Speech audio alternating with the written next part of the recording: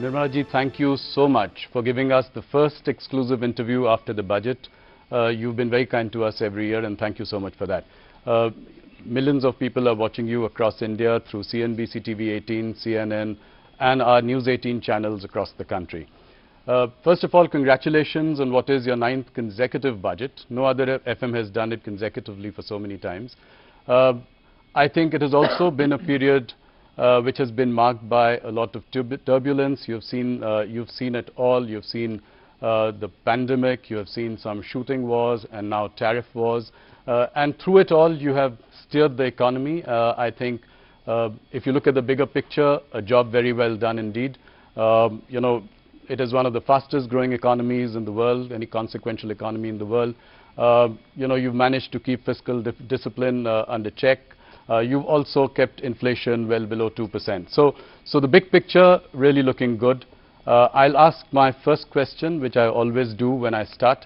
You know, if you look at the reactions of the budget, some people have called it a status quo-ish budget. People have called it a conservative, cautious budget. How do you react to this, you know, people saying no bold reforms this time? Of course, much is there in the fine print, and it is all coming out. The markets have, you know, come back today from a low tomorrow. So what was weighing on your mind when you were preparing this budget? Well, as was observed by you and by domain experts, not just in India, even outside, Indian economy's fundamentals are absolutely strong. It is the global uncertainties, which of course always every government has faced global uncertainties of different order, different level. But now the extent to which global uncertainties are bearing on countries and impacting decision making is of an order that we have never seen before. So certainly we had to keep that uncertainty in mind and plan for what is going to happen this year and what is going to commence in the next 5 years from this year. In that, a new finance commission cycle starts. And above all, like the Honorable Prime Minister said, this is going to be the first budget in the second quarter of 21st century, which is up to 2050. Yes. In between, closer to 2050, is 2047, when Vikasit Bharat will have to be achieved. So our direction, our goal are all set. So it was for us to, keeping in mind the global uncertainties, plan for 1, for this year, 2, for the entire finance commission cycle, and 3, leading up to Vikasit Bharat, how do we want to take them? And that is why, slightly differently from every other budget, this time a lot more was said through Part B, right, which actually is unusual because it's not just the tax proposals taking us towards 2047. It also shows how we want the administration to respond, whether it's tax administration largely, or how the fiscal policy and other things are derived from it. And that is why I think this budget, everyone is welcome to have their view, and I respect that. And I try to understand why a certain perspective has come out. Even if it's criticizing it, I try to understand what is the basis from where they've come. But to have had Indian economy grow at the fastest rate from among major large economies, not just 1 year, not just 2 years, now for steady 4 years. It is the stability point that I want to underline. Prime Minister's political stability because he is in the third term, yes, and also his understanding of how you respond to business has remained the same always. We have to be receptive, we have to enable, we have to remove we have to extend the red carpet but remove the red tape simultaneously, and ease of doing business. These are consistent policies. Tax certainty brings stability for businesses have been the core beliefs. It's almost a code for him. And that is why, remaining in his third term, he has given the message of stability through this budget. Just one last line on this particular observation is stability and also making sure businesses are able to do business in India at a time when global uncertainty is making decisions difficult for even businesses from outside to come into India. So we are clearly projecting India as a place where businesses can be done, and the large Indian consumer market will have to find its own higher levels of achievements, so opportunities for them. So that is, I think, therefore, this message. So vision, searching for vision, or saying this budget has no vision, is, I think, not understanding the perspective with which we are coming. And one last point here, budget and aside from budget, reforms continue. We have done several reforms, not through the budget, yes, but yet outside of it through the year. Yes. That is why the expression Reform Express, it is continuing to move and move at a good pace. So not just the budget, please look at the performance. No, you have done that with GST rationalization, which was outside the budget, a bold reform there. I think there are reforms here as well. What would you consider as some of the signature highlights of this budget? The customs overall, some of which have been, several of them have been mentioned in this budget, but there are several which couldn't be mentioned for want of time, and also the fact that there are few more which will carry on further. So the complete overall of customs is a major signature, and of course as a reform that. But looking at the frontier areas, investing in them, promoting R&D. So you're projecting a nominal GDP growth of 10%. What is your outlook for inflation and your estimate for the real GDP in 26-27? I think we've indicated it very clearly in the budget. I'm very sure that inflation will remain within the tolerance band, and therefore inflation doesn't have to worry us much.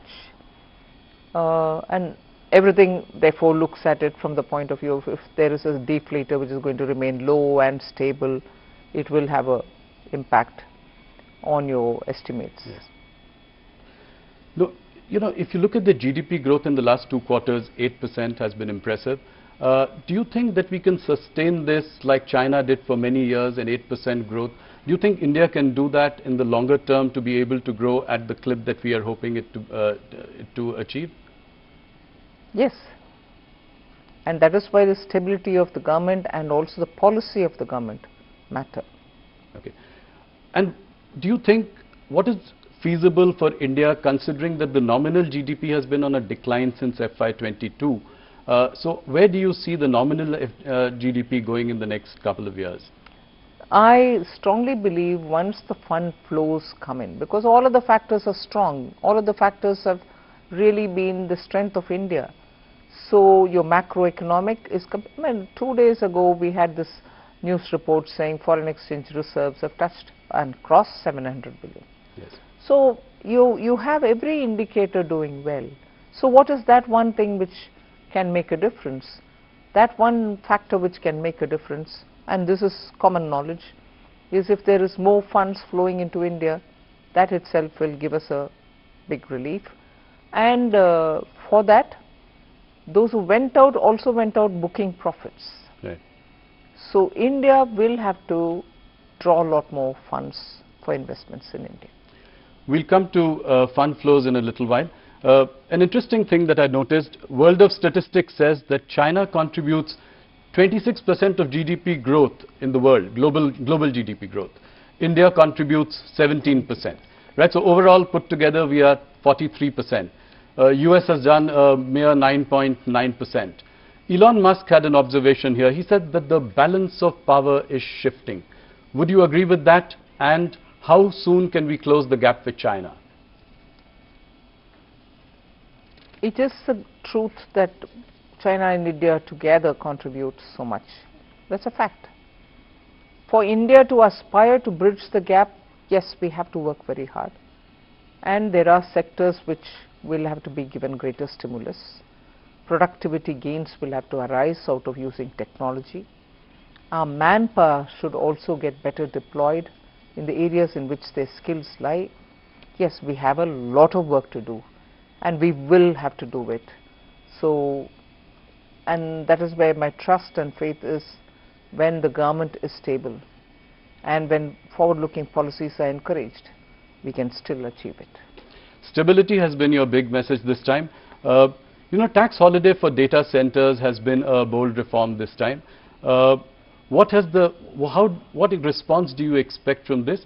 And would it also apply to Indian companies like TCS? See, we are talking about global companies setting up GCCs. Yes. Global companies, if they are Indian in origin, will also have to have their profits and other things understood. Global profits made in India. And most of these global companies who are setting up business in India are already also paying tax. It's not as if they are not being covered by taxation for the earnings that they get from India. So if anyone who fits into this definition, not just this, we very clearly defined it. So referring to that definition, whoever fits in will get it. So an Indian company like TCS might fit into that. A global company. A global company like TCS would fit in. Before I go forward, I would like to take what the opposition feels about the budget. So Rahul Gandhi has always been very critical of the economy and what you've been doing. When Donald Trump talked about India as a dead economy, he chimed in immediately. In this budget, he says that the finance minister is blind to the realities facing the government. How do you react to this? He's the leader of the opposition in Lok Sabha. I want to take him seriously. And I want to take his observation seriously to see if things can be done better. But most often I think he shoots from his hip. He doesn't keep good foundational data and then make his observation. I think on the dead economy comment, I'm not referring to anybody else, but being in India, being in the parliament, being the leader of the opposition, hearing all the questions being asked during question hours, replies being given, written, standing up, ministers say, that one comment in his haste, voicing the comment made by somebody else from outside. You are a member of the parliament, you are a leader of the opposition. Are you saying you are living in a dead economy?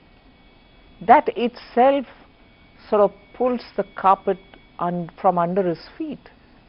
You need an opposition leader who speaks with data and with such heft that the government will have to answer you. Now, when you speak sometimes without any kind of basis, I want to respond to him, but what do I respond on? Yeah. You're speaking out of thin air. India deserves a better opposition party. I'm not commenting on individuals. The party should do a lot of homework to make its leaders speak responsibly in the House.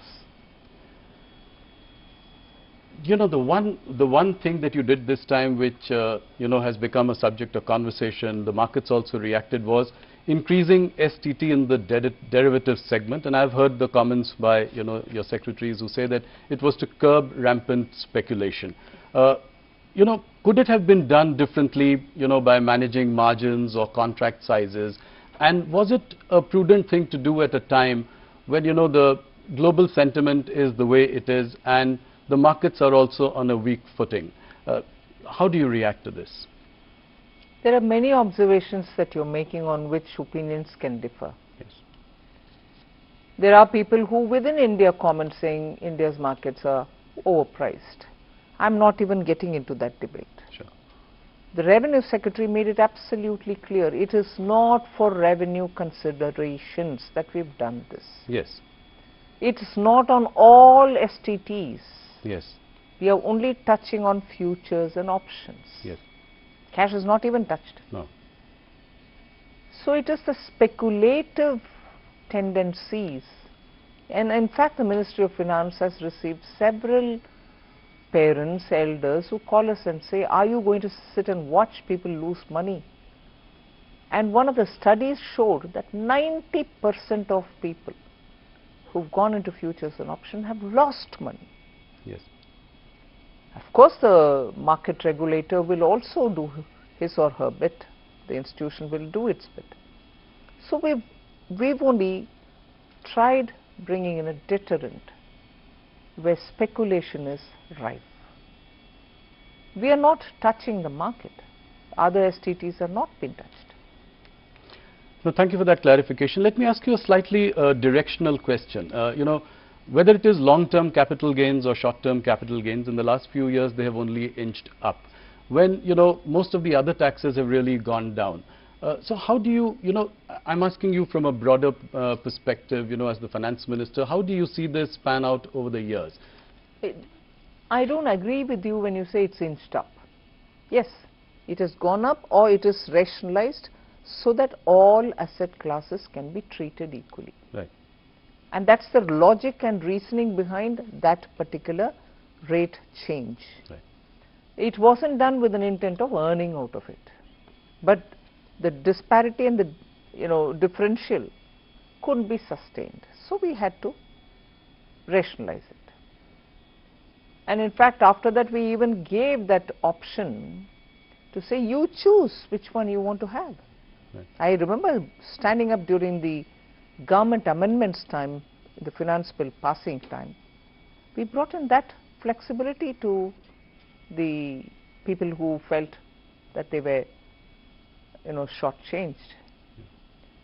So that was rationalization, that wasn't for kicking up the rates. So you think that the current rates are comfortable and the stable approach towards tax incidence or keeping tax incidence stable, yes, has not even in my domain.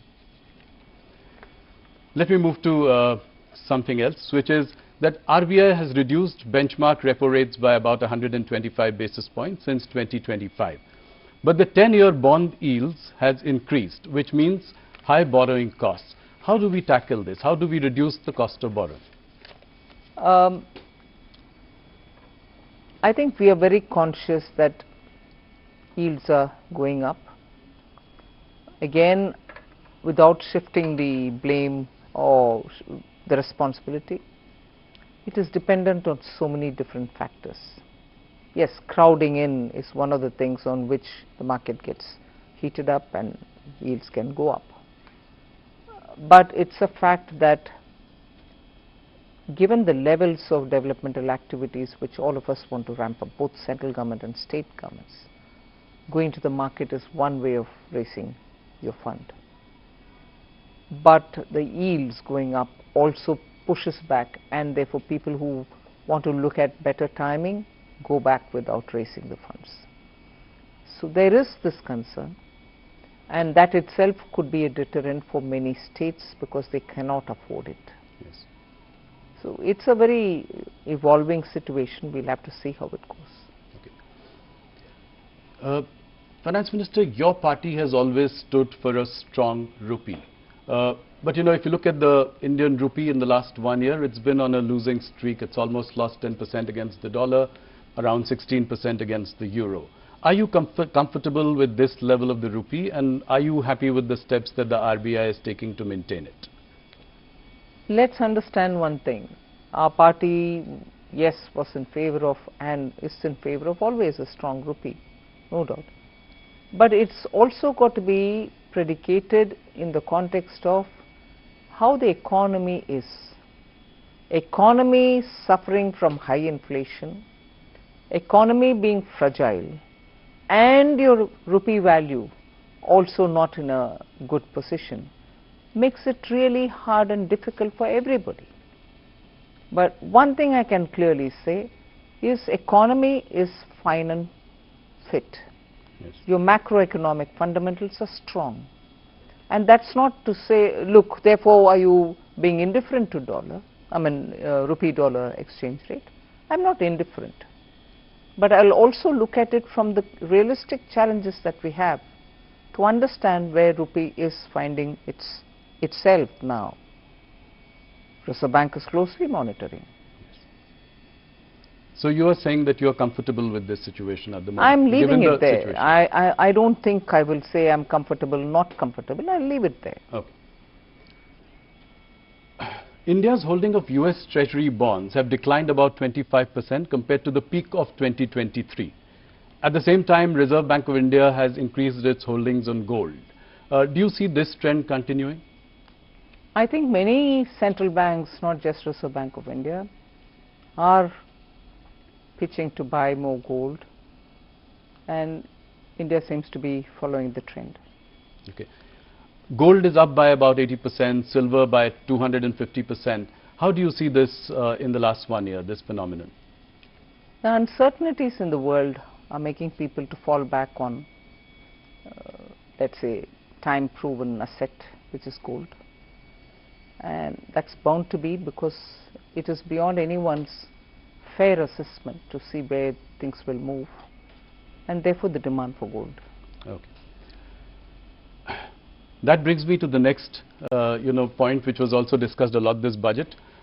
Capital gains on sovereign gold bonds purchased in the secondary market. Market participants feel this is some kind of a retrospective tax. Do you agree with that? What was the logic behind this? No. The intent of the sovereign gold bond was at the time of the issuance and also making sure that you hold it the full term. Yes. So those are the two boxes to be checked.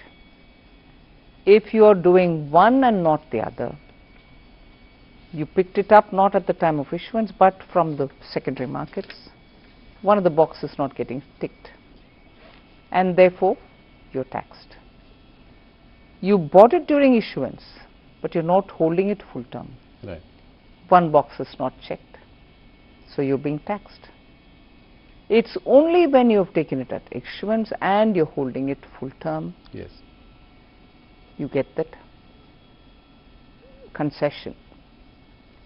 So every other, which there are only 4 situations, right? So the other 3 situations where both the boxes are not getting checked is where you understand.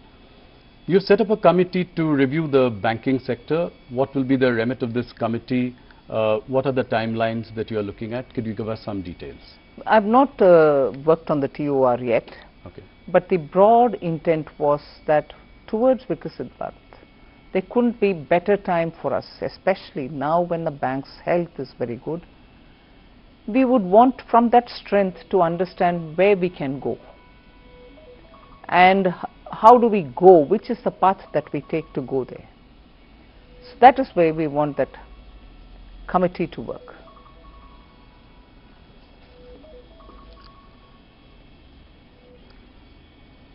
You know, in the past you have been disappointed about private sector, capex not picking up. This has been, you've said it in a couple of meetings, you've said it in our interviews as well. Do you see an uptick now because of certain reforms that you have introduced? I see some green shoots. I think it is the situation is improving, and I have reasons to believe that private sector investments will only grow. When I was asking you about this bank committee, there are 2 questions that I have related to that. One is, are you looking at the consolidation of PSU banks? Some mega banks as opposed to a whole lot of PSU banks today. And the second, would you allow conglomerates, Indian private conglomerates, to get into banking? That's for the committee to tell me. Of course, I've told you that the terms of reference is not made yet. But obviously, when you're looking at banking for Viksit Bharat, banking sector for a Viksit Bharat, there are many core such issues which the committee will have to look into. We'll wait and see what they have to say. It may not be right for me to give my view and preempt what they're going to say. But about the PSU banks, directionally, are we in that direction? I mean, there are far too many of them, and a consolidation of some kind might lead to bigger entities which may be more viable? Let's wait for the committee to say. There is a need for India to have more banks, better banks, bigger banks, whatever. The committee will have to have its mind said. One more interesting question I have, that you'd announced 7 new high-speed rail corridors in your budget. Again, a little more details. What are the time frame that you are looking at? How will you go about it? It's so much left to the rail ministry, but the fact that they've done the ground necessary study and the route plan and everything else, and they were absolutely clear that budgetary announcement will make them, sit up and deliver it. They are definitely going to be delivered at the earliest, because these are dependent on India's technologies, Indian coaches, and so on. So the rail ministry will get into the details of it. I have asked you this question before, but India's trade deficit with China is greater than about $116 billion in 2025.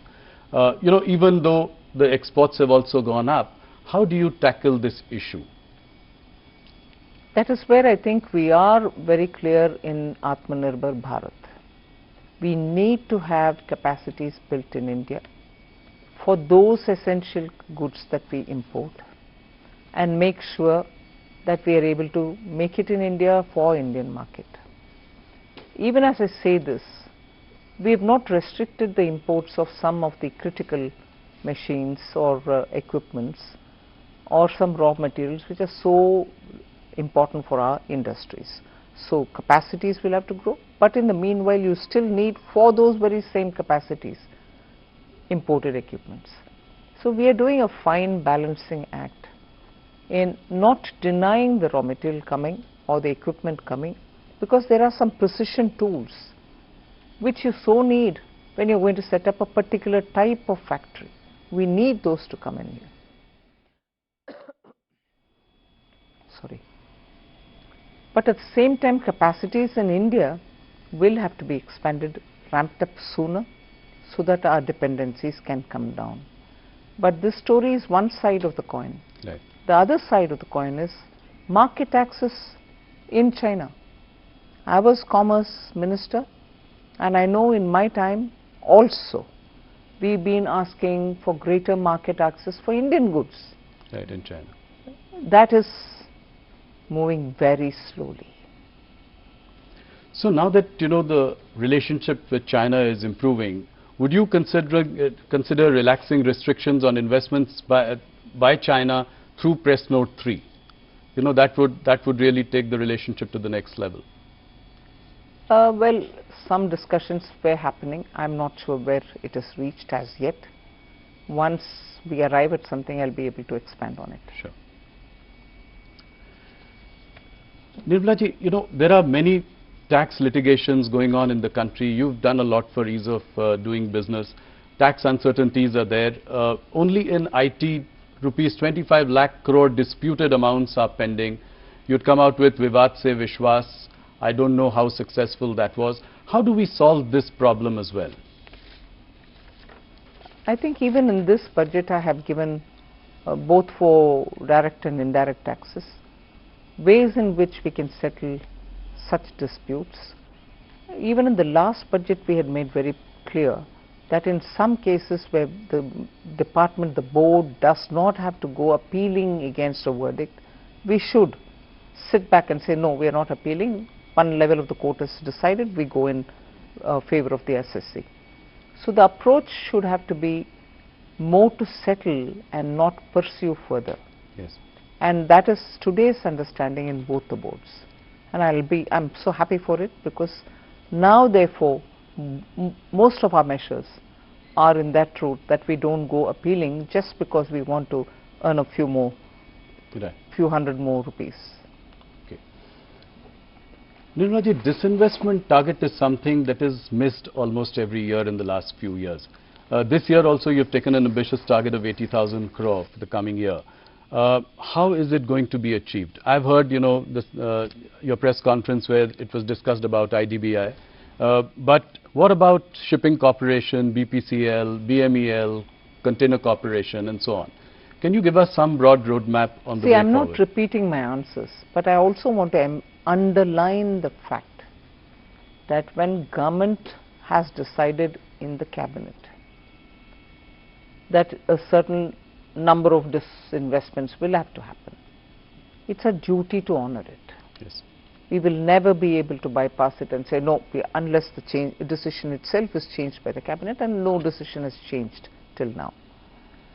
Earlier it was, at least a few years ago, it was COVID affected market, economy reviving market, so we had to be cautious about going to the market when it is not so suitable and so on. But I'm very clear that I will be focusing also now on disinvestment, having given quite a few concessions in direct taxation, having been given in GST indirect taxation. My revenue also will have to be looked at from the point of view of what I'm going to get out of disinvestment. Yes. So it's not to say that I didn't give the attention earlier, but the earlier attention was circumscribed by the fact that we were facing COVID, or we just came out of it, or the situation in the market is not. And some sectors do well, and therefore you can take them forward faster. Yes. Some others take their own time. But we will be going ahead with. So this time it's a very decisive yes. mandate to go for. That's right. And you're very confident of achieving the number yes. as well. Okay, that's good to hear. You know, this budget has also given a big fillip to AI, and I would like you to spend a little time trying to help our viewers understand the rationale behind it. The Eco Survey does point out to an AI bubble building up in valuations. So in that backdrop, what are we planning to do? How do we take this forward? The government's interest in bringing AI is to improve productivity. Large-scale production benefits when you have AI influencing. Small-scale companies, MSMEs, in some sectors will benefit with AI. AI also is now so much sought after from the point of view of the orange economy. Yes. AI now has become part of every office. I've said this before, that in income tax and in GST, using artificial intelligence, deep tech, we are able to detect and see the money trail where we need to chase physically, manually, without technology. It would have taken years for us to find the money trail. Whereas now you go on this AI, you are able to get the entire web before you of who's going where, from where to where money is being sent, and so on.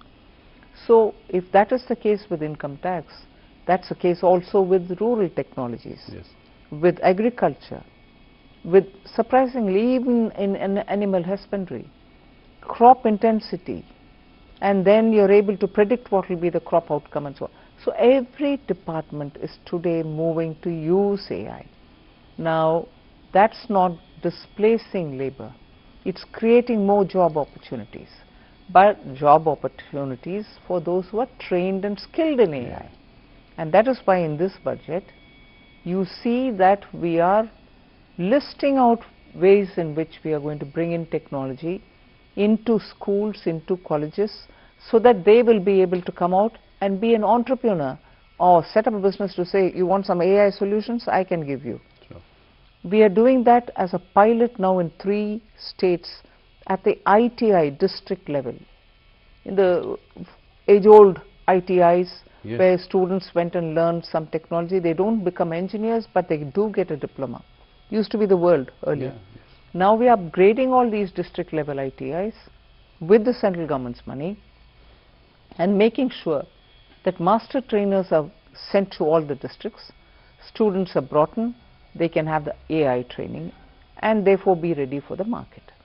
Just as the last budget and the budget before, we had set up institutions of excellence for AI in agriculture, AI in health, AI in cities building.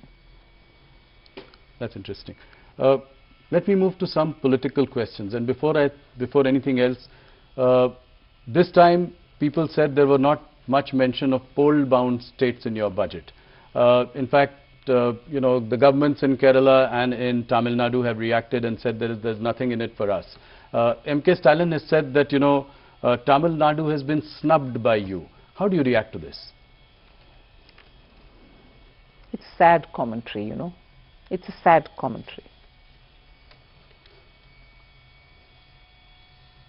Superfast trains, or the trains that we've announced, not bullet, but the high-speed trains are going to Chennai. They're getting connected to Hyderabad. They're getting connected to Bengaluru.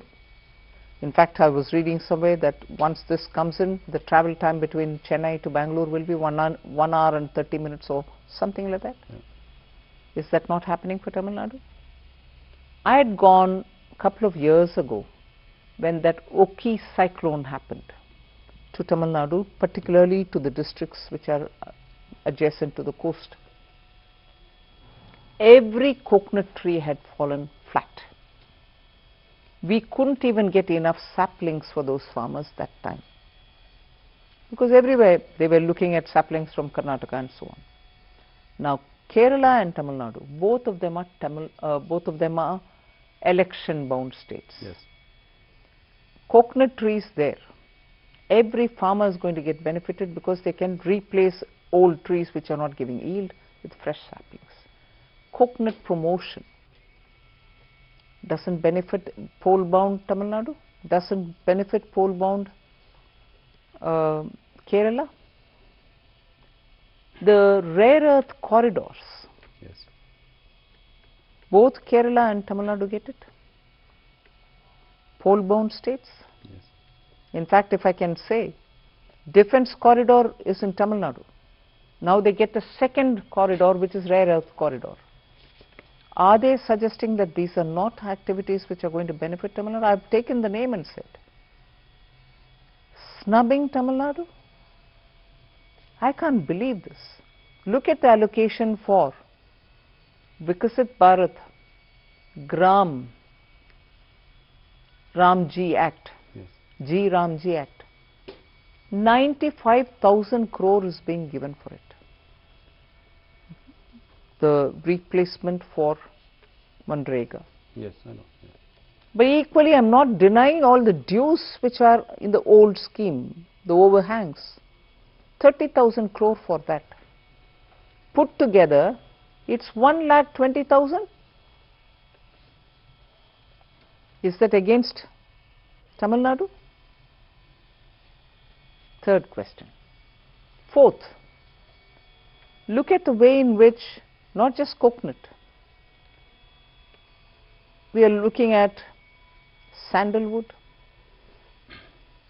The moment there was a time in Tamil Nadu, school children would immediately recall the name of Veerappan, this sandalwood smuggler. Yeah, absolutely. Today the government is not talking about lawlessness or anything. It's saying, I want to promote sandalwood growing. Farmers who are cultivating sandalwood, I know of some farmers in Andhra Pradesh, South Andhra Pradesh, who are growing sandalwood, but because it is not given permission, the farmer is not given the permission to cut and sell it, he is encumbered with it. Won't it benefit the farmers there? Of course. So there are ever so many, and semiconductor, Yes. electronics 2.0, 40,000 crores. Where are these industries? They are not in Tamil Nadu. Semiconductor industry, when you stand next to the company and take a photo saying, oh, Tamil Nadu has received this investment, isn't the policy of the government of India helping you to get it? Why mislead people? Be proud that you're getting it. I think Stalin has definitely touched a raw nerve here. But the second question, MK Stalin is framing this entire battle in Tamil Nadu as a Aryan-Dravidian battle. How do you see this? It's not new. Yeah. No, how do you see this, and what do you think are the narratives that are being said for this election? It's a completely separatist mindset which rules the ruling party of Tamil Nadu. They've lived with it. They continue doing it. It is a tendency to make Tamil Nadu appear very different from rest of India and give a picture of, we don't care what you do, we are a separate state. That mindset is what they want to feed continuously, Yes. which worries me. People of Tamil Nadu are not like that. the current leadership of Tamil Nadu wants to play on this wedge driving. And that is why for every such comment that they get, there are people who respond, and these people would build on it. It's a sad state. I'm not sure I want to credit anybody, but Tamil Nadu has not seen it this bad as it is seeing it under current dispensation. But why has BJP not really done well in Tamil Nadu? You have a vote share of about... It will take time. And how confident are you to... A national party like Congress, yes, which lost power 60 years ago in Tamil Nadu, is playing fiddle to the current government, and it is always standing up only with the crutches of a party with whose alliance they try to win some MLAs and few MPs. They are not able to come back to power. Whereas Tamil Nadu was never under BJP, we are now trying to serve the people and enter to win some seats, and also now we hope we'll be able to, the alliance will be able to form a government there. How big is the Vijay TVK factor in Tamil Nadu? You know, DMK is saying that, you know, the Bharatiya Janata Party, the government is coercing, harassing Vijay to join the NDA so that they can... Who's saying that? Stalin and, you know, DMK. I mean, they are saying that, you know, they are trying to CBI raids on him, his films not being released. How do you see this? Is he that big a factor in this election? If anybody who's got to be afraid of a factor who's big and who's worrying, is the party which is in ruling. So why should we be upset about, you know, if he's a threat to the ruling DMK? I don't need to be worried about it. But if he's on your side, then it can make a difference. That's a different story. So DMK being worried about Vijay, I can understand it, because DMK on Vijay on the one side, either with or without us, the ADMK alliance, the NDA alliance, now very strong, also coming up, are all making DMK, although they are in power, completely insecure. That is why you find all kinds of freebies being announced even now. If you've been in power 5 years and you've governed well, whereas I would allege that they didn't govern well because lawlessness, drugs, like never before in Tamil Nadu. But if you had governed well, and if you, that's what you claim, why would you want to throw all these freebies now? But is the BJP worried that, you know, Vijay could come together with Congress? They are both making overtures with, you know, to each other. So is that a worry that, you know, that could be a formidable combination in Tamil Nadu? Where's Congress in Tamil Nadu? Despite the crutches that they're holding, the DMK crutches that they're holding, where's Congress? And today it's a divided house. Congress in Tamil Nadu is a divided house. Let them make up their mind where they want to be. One group wants to go with TVK. Yes. And the other group wants to remain with DMK. They've embarrassed themselves by wanting to be there, reap benefits there, but yet wanting to go to a new alliance. Haven't they messed themselves up? But do you think Vijay is the X factor this election, and is he consequential this time? Only the election can prove it. Okay. Thank you so much for taking so much time and answering all our questions. It was indeed a pleasure talking to you.